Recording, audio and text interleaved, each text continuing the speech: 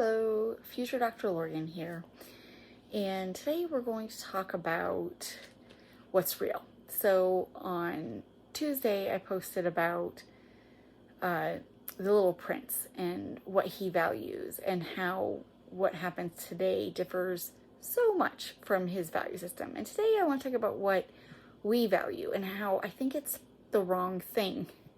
So it's the idea of grades and scores. So I don't necessarily understand the value of grades and scores. It doesn't quite make sense to me. And I feel like it's education adjacent. So, I'm an English teacher primarily at this point, and students write essays, and all the time their essays are just slightly topic adjacent.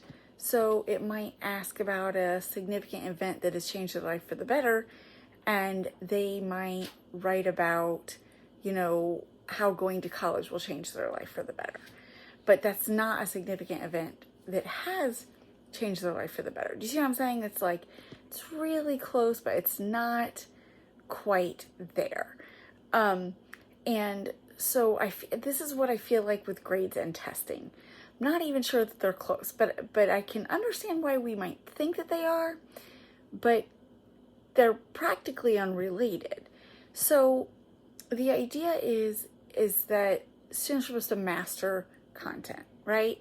They should have mastered, this much content by second grade, and this much by third grade, and this much by fourth grade, right? Like they're buckets that we fill with water, and then we can just look at the level and be like, okay, that's where they're at now.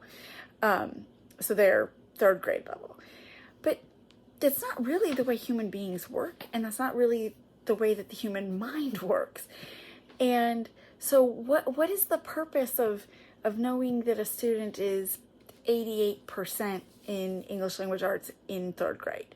Like, what does that actually mean? What does that mean as far as their potential? What does that mean as far as their future? What does that mean as far as what they can contribute to society and, what they need to understand to live happy and healthy and productive lives? What does that mean about it? Like, what does that mean? What does an 88% in ELA in third grade mean? And as far as now, students don't graduate unless they pass the exams and the state tests. So what does the grade even mean in that context? Like, if they get a 0% for their class grade, but they get 100% on the exam and 100% on the grade level testing, then wouldn't they be an A student? But then in this mathematical system, they'd be like a C student or a D student, and they might not even earn credit. And then if you flip that, and a student is performing at the 95th percentile for their class, and then they can't pass the exam and they can't pass the state standards test, they don't get credit for it. So how do these things coexist? And how did we end up calling them meaningful? And then we teachers end up with so many conversations with parents where parents are like, my child deserves a B or whatever. What does my child have to do to get a B? But the thing is what is a B? It's a letter that makes the B sound, right? What does it have to do with anything in the real world? How does it prepare the student any way for the real world? How does it help them to improve? How does it help the teacher to better understand what the student needs to reach their goals? What does it mean? What does it mean?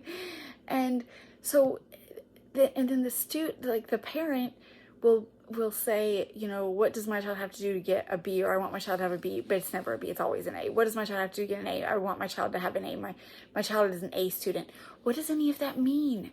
And why are we having a conversation about a letter on a report card that no one's going to ever see, like even colleges don't care what they earn, what someone earned like second term. They look at grade averages over the term, which most school systems give bonus points to the students who were already succeeding through honors classes or through AP classes or through dual enrollment classes. And it's just like exponentially increases their likelihood of being able to go to college and then being able to have a success as far as money and, you know, status goes. But what does any of that mean? Like, nobody looks at what they earned in second quarter, you know, ELA 10th grade. Nobody looks at that. So why do I have to have conversations with the parents about a letter on a document that no one's ever going to see? Why is that the conversation? Why is the conversation not, you know, what is happening where my child has only mastered 73% of the skills that they need to master in this subject area? Why aren't we talking about that? Why aren't we talking about the thesis statement or organizational structures or grammar and syntax or, you know, like time management skills or executive functioning skills? So the student is showing up in class, taking notes, doing their homework, you know, those checking those boxes off. But that's never what the parent wants to talk about. The parent wants to talk about extra credit or how, you know, the teacher is a terrible person for not giving their beloved, beautiful, perfect, angelic baby an A.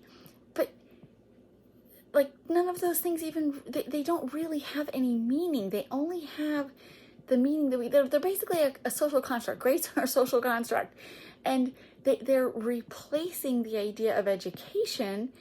And so the conversation then is revolving around the grades that the students are getting, which again is this like imaginary construct.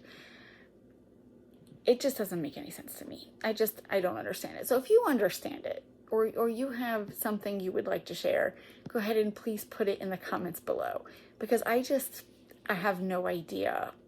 I have no idea what any of that is about. If school is supposed to be about learning, then how did letters get involved? And so if we're going to use letters to rate the learning, then why are there also tests and exams and state standards tests? Like, why is that there if the grade checks the learning? And if the grade doesn't check the learning, then why is the grade there at all?